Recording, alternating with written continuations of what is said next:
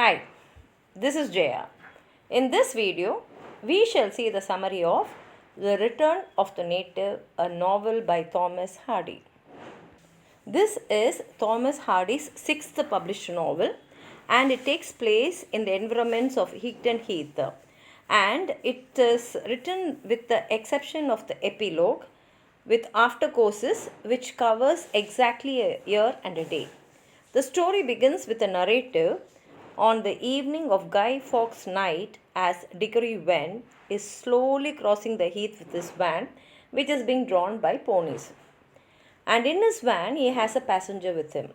When darkness falls, the country folk light bonfires on the surrounding hills, emphasizing the pagan spirit of the heath and its denizens.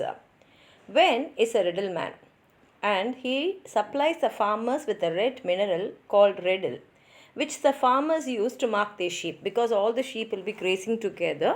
So, to identify their sheep, they will make some marks on the sheep with this red mineral. And because he is in this business, he is stained from head to foot with red. But under it, he is a handsome man, he is a shrewd and a well meaning young man. And the passenger with him is a young woman named Thompson Yobright, and Wen is taking her home. Earlier that day, Thompson had planned to marry Damon Wildeave, who is a local innkeeper known for his fickleness, and therefore there is inconsistency in the marriage license which delayed the marriage. Thompson, who is in distress, ran after the Riddleman's van and asked him to take her home. Actually, Wen himself was in love with Thompson, but he unsuccessfully wooed her 2 years before, and now, although he believes Wildwy is unworthy of her love, he is so devoted to her that he is willing to help her secure the man of her choice.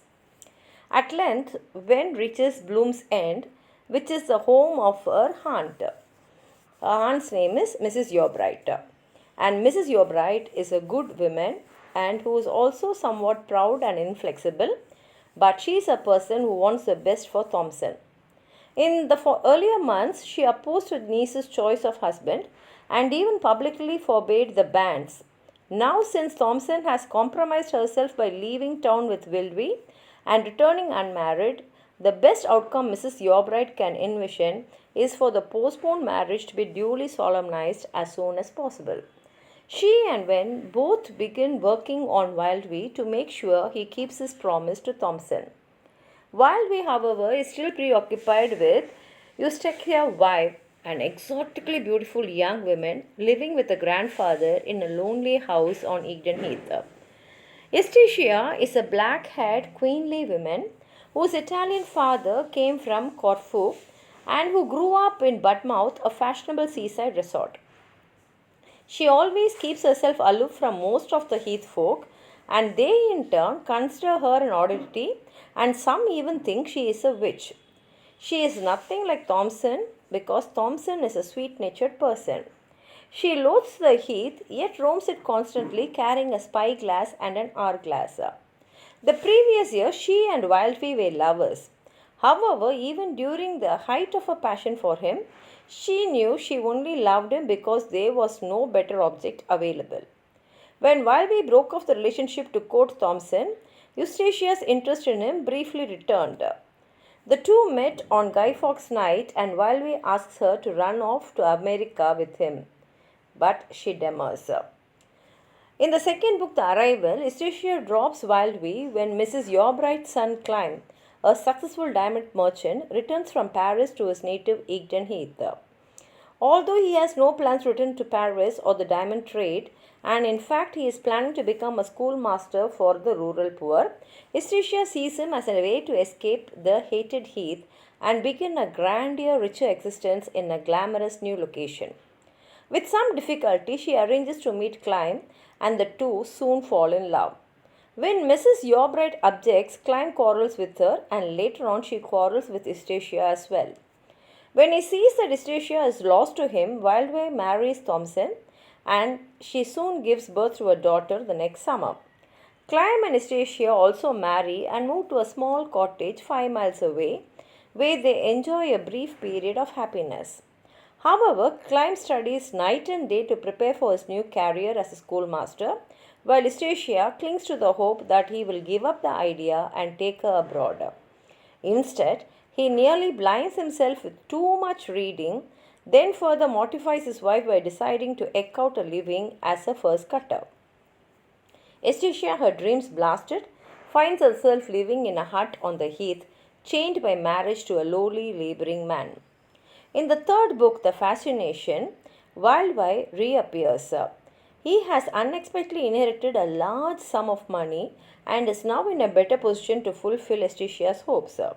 He comes calling on the Yeobrides in the middle of one hot August day, and although Clym is at home, he is fast asleep on the hearth after a grueling session of furs cutting.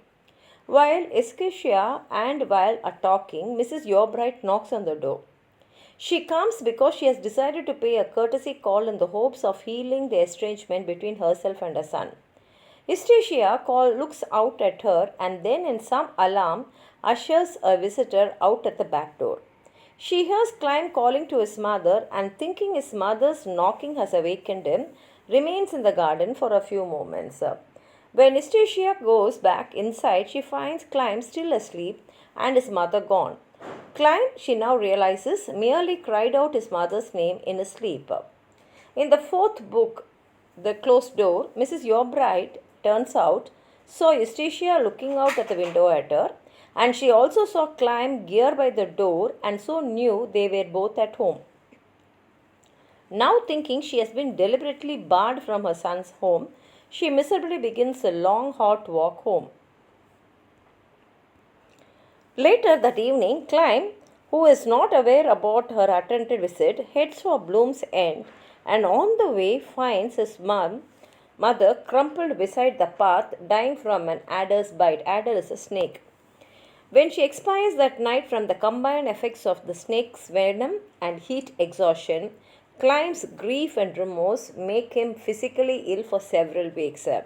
Eustacia, racked with guilt, dares not tell him of her role in the tragedy, but he eventually finds out from a neighbor's child about his mother's visit and also Wildby's visit to his house, and he rushes home to accuse his wife of murder and adultery.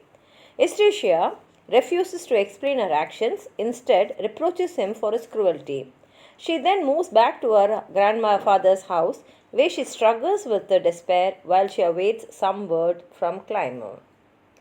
In the fifth book, The Discovery, Wildby visits Eustacia again on Guy Fawkes night and offers to help her get to Paris.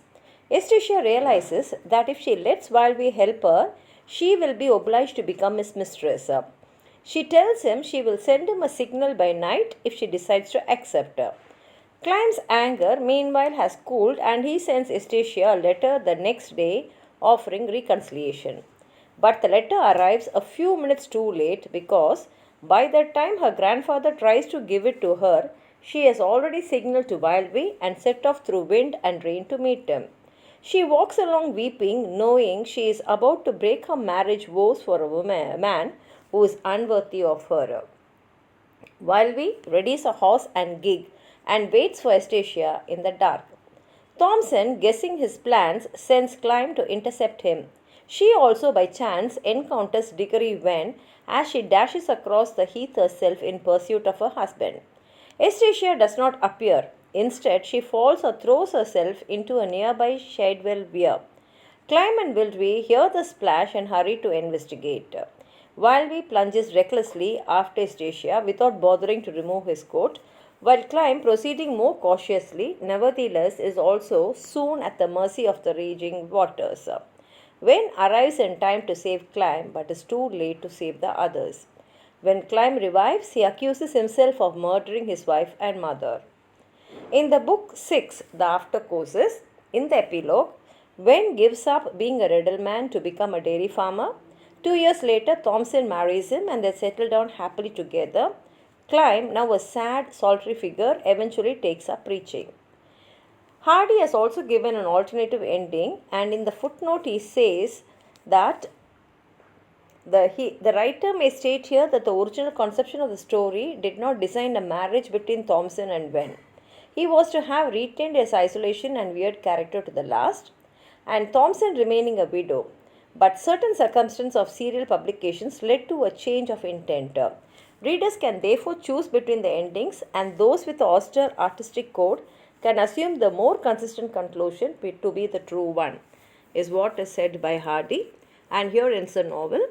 If you have anything more to add on to what I've said, please write it in the comment box, like the video, share it with your friends, and if you have not subscribed my channel, please subscribe and support. Thank you.